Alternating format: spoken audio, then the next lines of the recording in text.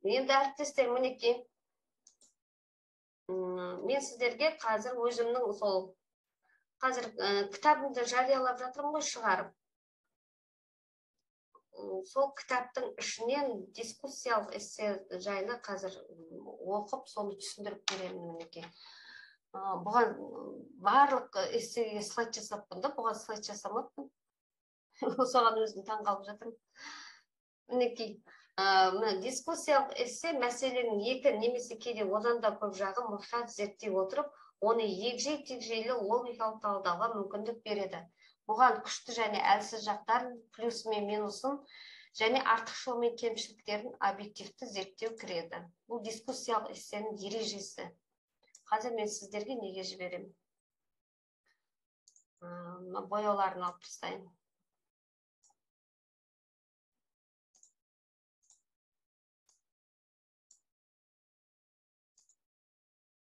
Былтырда осылай оқытқан болуым керек, слайд жасамай.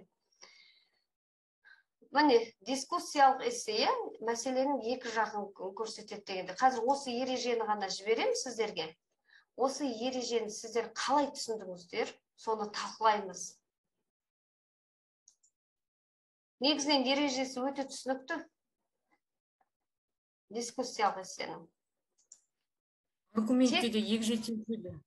Тек, міне, өте күшті қойдыңыздар сұрақ. Мен айтпай отырғам әдейі, қалай екенін.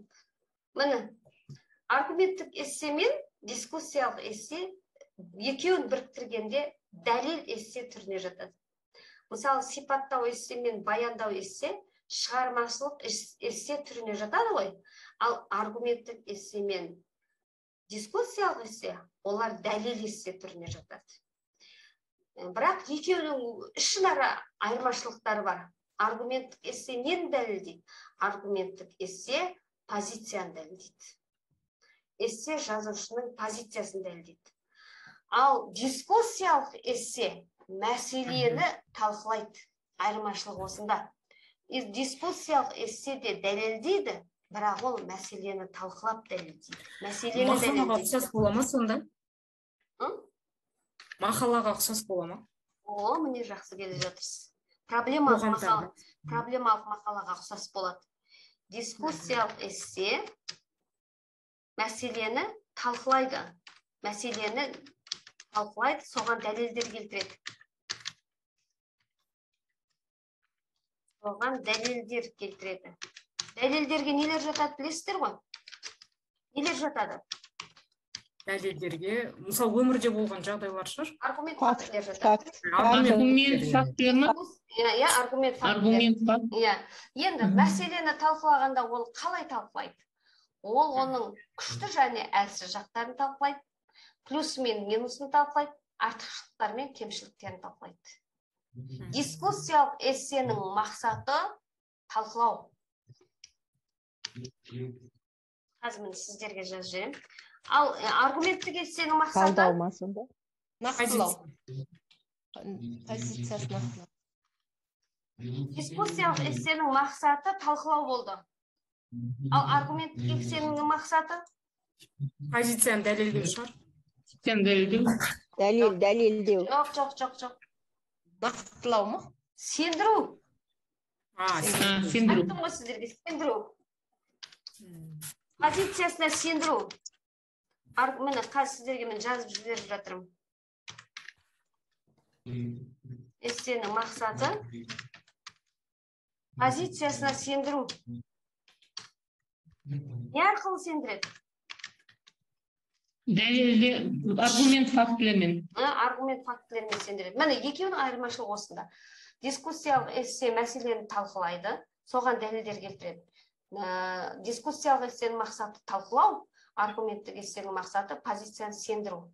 Дискуссиялық эссенің мақсаты мәселені талқылау. Мына жерде мен кішкене мәселені ұмытып кетіппін. Мәселені талқылау. Екеуінің айырмашылығы осында. Екеуінің айырмашылығы осы. Енді қазір мен кішкене сіздердің жұмыстарыңызды реттеп алайын.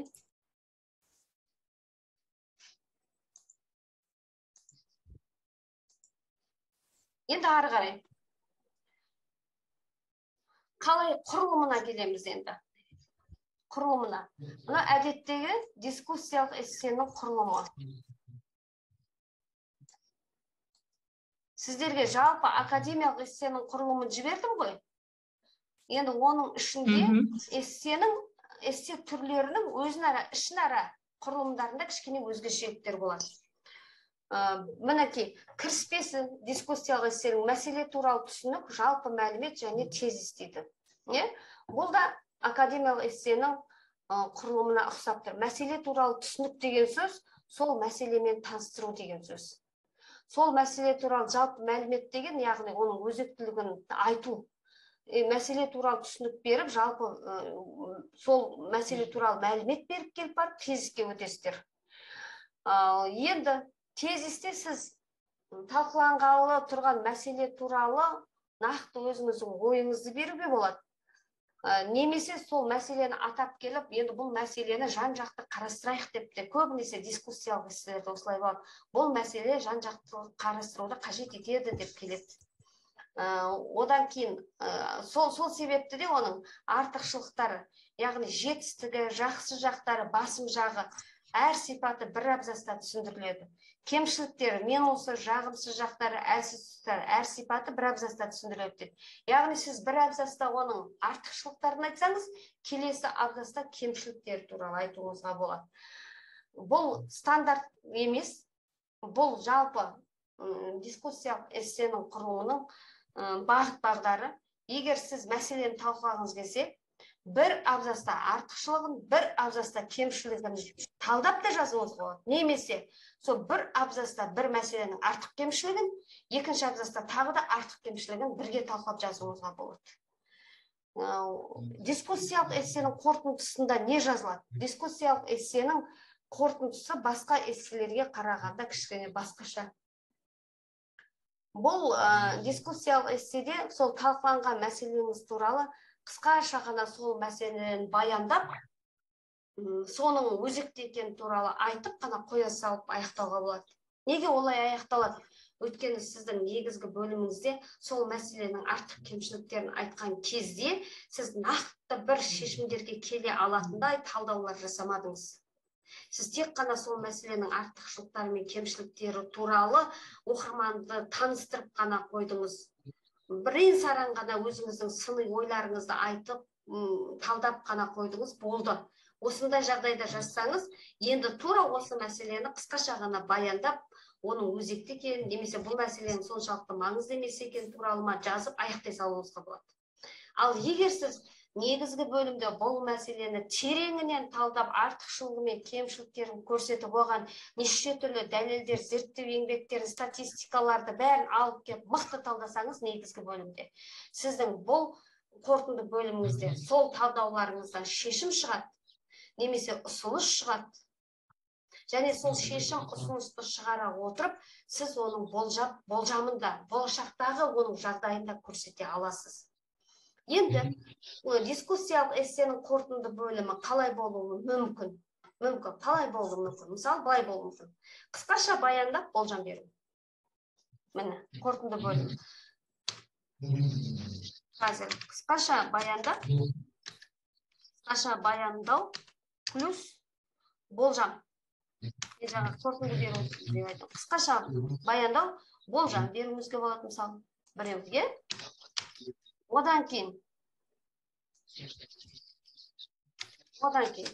мысалы, шешім мен ұсыныс қана беруімізге болады. Шешім плюс ұсынысын беруімізге болады. Бұл екінші.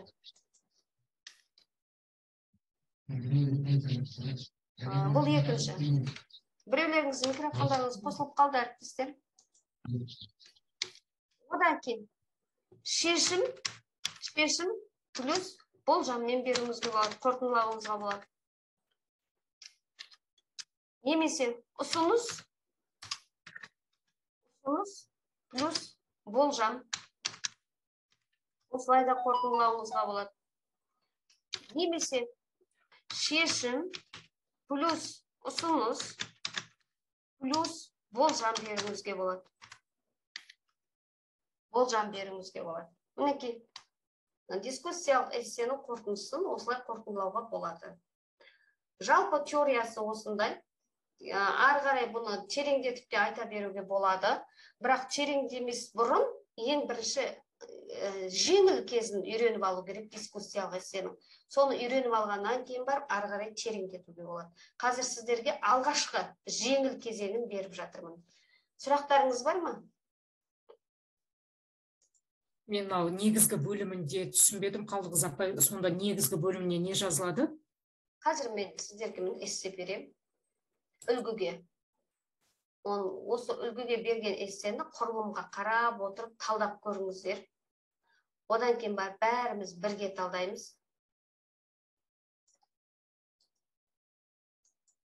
Сонда түсінік содан қалыптасады. Бірден сіз мынау айтқан кезде, мысалы мен айтып отырмын, маған түсінікті. Өйткені мен бұл нәрсемен бірнеше рет кездескен, және мен оны практикада жүргізіп жүрген адаммын. Ал сіз оны бұрында естіп жүрсіз ғой негізінен. Бірақ енді мына ақпаратты бірінші естісеңіз, бірден қабылдау қиын.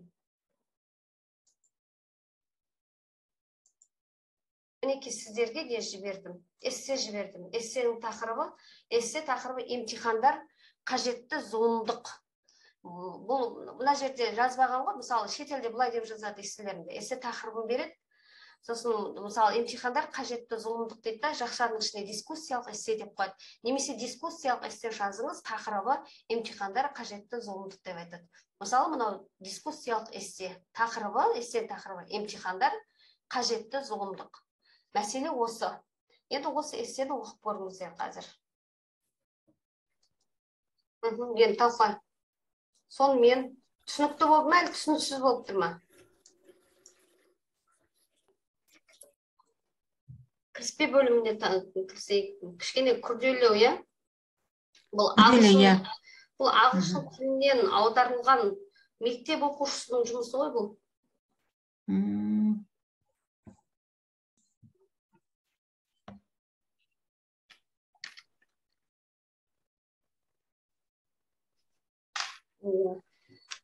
Емтихандар шынайы білімді өлшей ме? Біз қайда кеттік?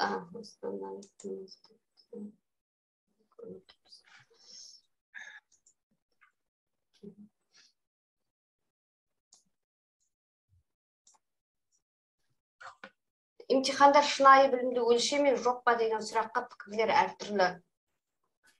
Жазбаша және ауызша емтихандар бүкіл әлемде кеңінен қолданылады. Бірақ емтиханның барлық түрлеріне әлі де көп сын айтылып келеді. Енді мінекей, не туралы? Емтихан туралы ғой негізінде. Емтихандар шынайы білімді. Енді осының алдында емтихан туралы. Мысалы, осының алдында емтихан білімді бағалаушы құрал емес бұл. Білімді бағалау жұмысы деген сияқты сондай бір сөйлем жасаса да болады негізінде. Енді мына жерде бірден мәселеден бастаған ғой. Жалпы мәлімет беру өзі дискуссиялық эсседе сол мәселеден бастап, мәселе туралы жалпы мәлімет беруден басталады. Емтихандар шынайы білімді өлшей ме, жоқ па деген сұраққа пікірлер әртүрлі. Жазбаша және ауызша емтихандар бүкіл әлемде кеңінен қолданылады. Бірақ емтиханның барлық түрлеріне әлі де көп сын айтылып келеді. Бұл мәселе. Қазір осы жерді бөліп алайық, е? Содан кейін мінекей. Қазір мына жерде емтихандар шынайы.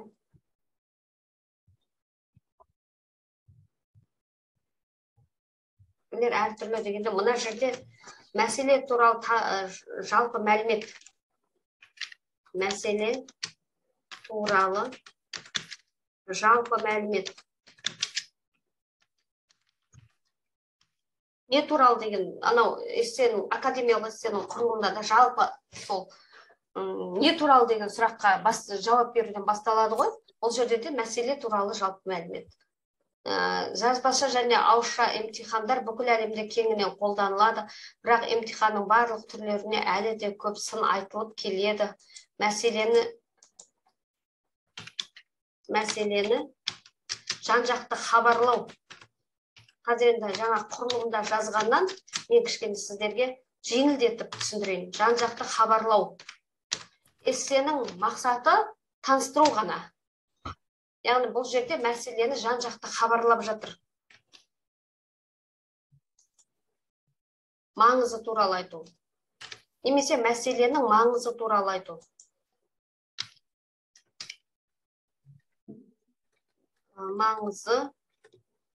Маңызы туралы айтты. Осы жерде маңызы туралы ғана айтып тұр. Ал одан бөлек жазылып тұр. Жазылған, е. Ал негізінде естеріңізде сақтасаңыздар, тағы мына жерге жазып кетейін. Жан-жақты хабарлау дегенде болады. Мәселені жан-жақты кіріспе бөлімде хабарлап қана қоя салады. Жан-жақты хабарлау. Осындай да болады. Себебі қарапайым, енді мынау өзінің өзің айтатын, талқылайтын ойына келе жатыр. Себебі қарапайым, білімді өлшеу құралы ретінде емтихандарды қолданудың кемшіліктері мен артықшылықтары көп. Дискуссияда, нақтылап тұрып жазайын сіздерге, дискуссияда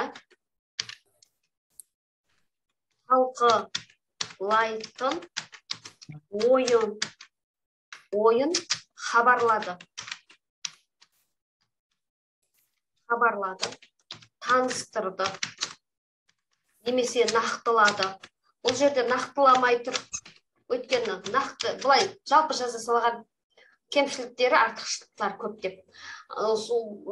Егер бұлай жазса, мынандай кемшіліктері, мынандай артықшылықтар деп жазса, ол нақты болар. А бұл жерде бұл кісі жалпы беріп тұр. Бұна мына жерге жазып қояқ. Кіріспе бөлім деп. Кіріспе бөлім.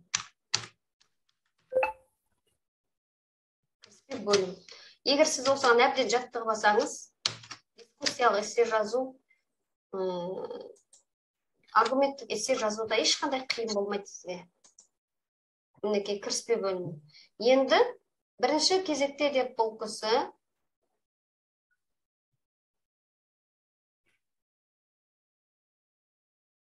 бірінші кезекте әдетте емтихан тапсырушының тәжірибесін егжей-тегжейлі және жан-жақты көрсететін өте қиын тапсырма болып табылады. Бұл емтихан тапсырушылардың пәннің барлық бөліміндегі білімділігіне көз жеткізудің ең жақсы әдісі. Сонымен қатар, егер тесттің бір бөлігінде олардың білімінде кемшіліктер байқалса, оларды басқа бөлімдерде толтыра алады. Емтихандардың тағы бір маңызды артықшылығы оларды объективті бағалау. Мұны бір абзац.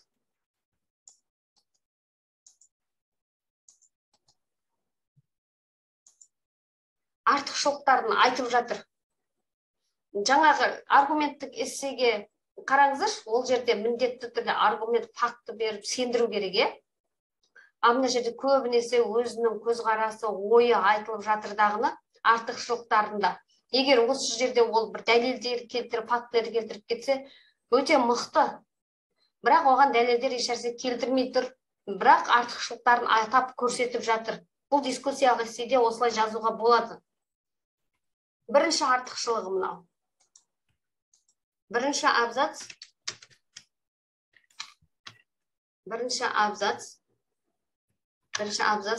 артықшылығы туралы жазған. Артықшылығы туралы жазған. Мінекей. Енді екінші абзац маңыздылығы, артықшылығы деп мінекей. Қандардың тағы бір артықшылығы дейді.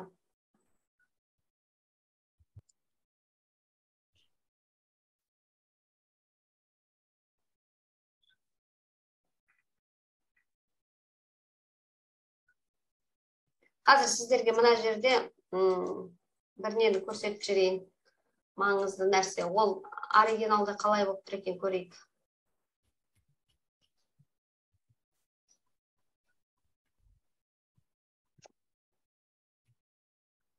Сонда екі артықшылығын қатарынан айтып кетсе болады ғой онда, е?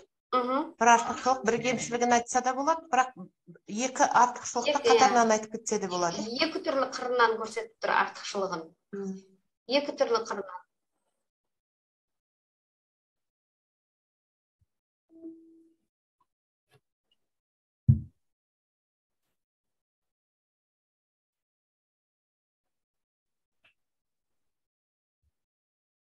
Жоқ, олай бермепті. Мен жаңа оригиналды ашып қарасам, басқаша тұр.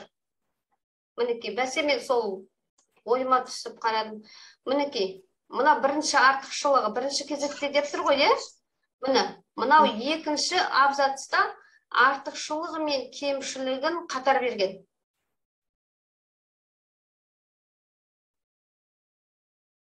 Жаңа сіздерге айттым ғой, бөлек-бөлек, мысалы артықшылығы бөлек абзаста, одан кейін кемшілік бөлек абзаста жазуға болады. Немесе бір абзацтың ішінде артықшылығы мен кемшілігін жазуға болады деп. Мына жерде мінекей, артықшылығы туралы жазып келе жатыр. Содан кейін мында айтады, алайда деп.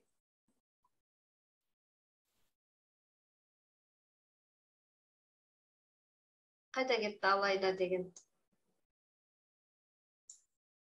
Жоқ, бұған мен мынандай белгі қояйын. Артықшылығы мен кемшілігі қатар жазылған абзац деп. Сосын бөлек артықшылығы мен кемшілігі қатар талқыланған абзац. Артықшылығы мен кемшілігі қатар талқыланған абзац. Мінекей, бұл абзацтың ерекшелігі осында. Төмен түсіп тұрайын.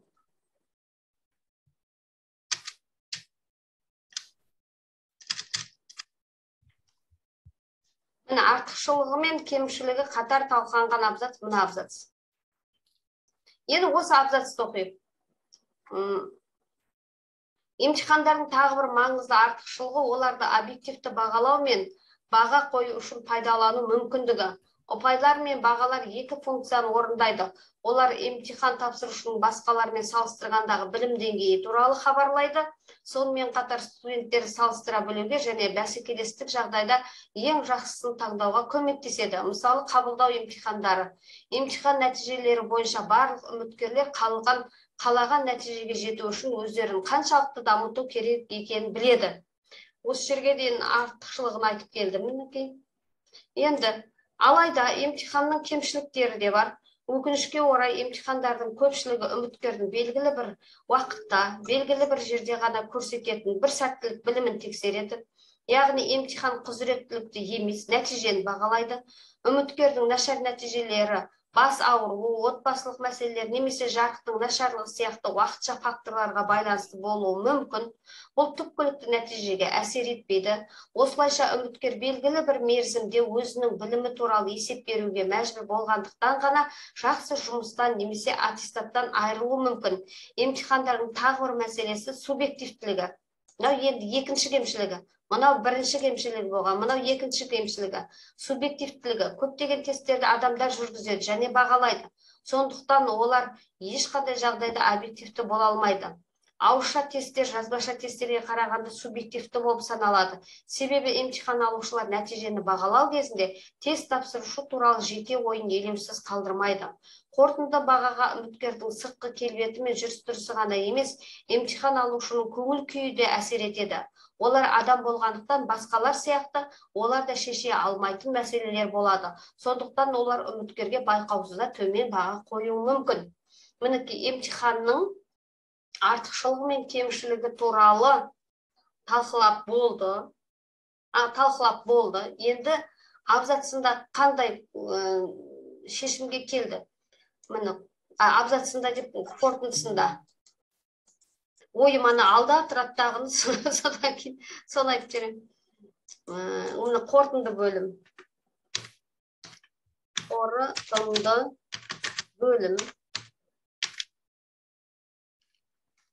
бөлім. Жалпы алғанда емтихандар сіздің біліміңіздің шынайы бейнесін көрсетудің және оған қол жеткізудің ең жақсы әдісі емес. Тезінде ол кісі дұрыс бітті артықшылығы мен кемшілігі бар деді. Соның негізгі бөлімде талдағанда көбінесе кемшілігін талқылады. Сосын соған қарай ойы келе жатыр. Кемшілігін айтып тұр бұл жерде. Кемшілігін айтып тұр. Ары қарай көрейік. Олар субъективті бола алады. Тек бір сәттік нәтижелерді бағалай алады. Міне, бұл абзац бұл екінші абзаста болды. Екінші абзацтағы ойынның түйінін беріп жатыр. Екінші абзац түйіні. Екінші абзац түйіні. Бұл жерде әлі қысқаша баяндап жатыр. Байқадыңыздар ма?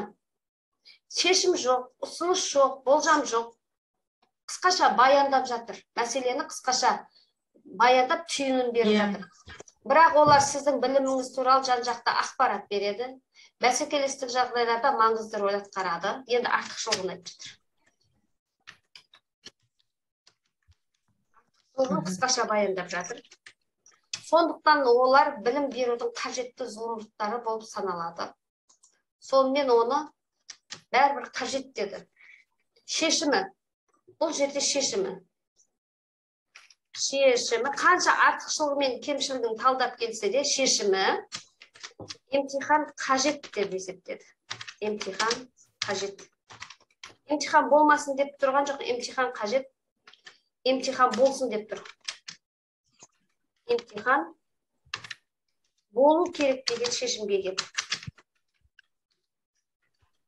Міне, сонда бұл кісінің қорытынды бөлімінде, дискуссиялық қорытынды бөлімінде қысқаша, мәселені қысқаша түйіндеп баяндап берді де, емтихан қажет деген шешімге келді.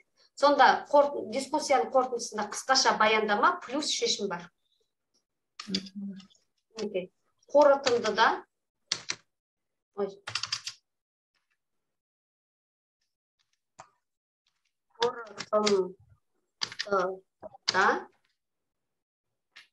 Қорытындыда қысқаша баяндама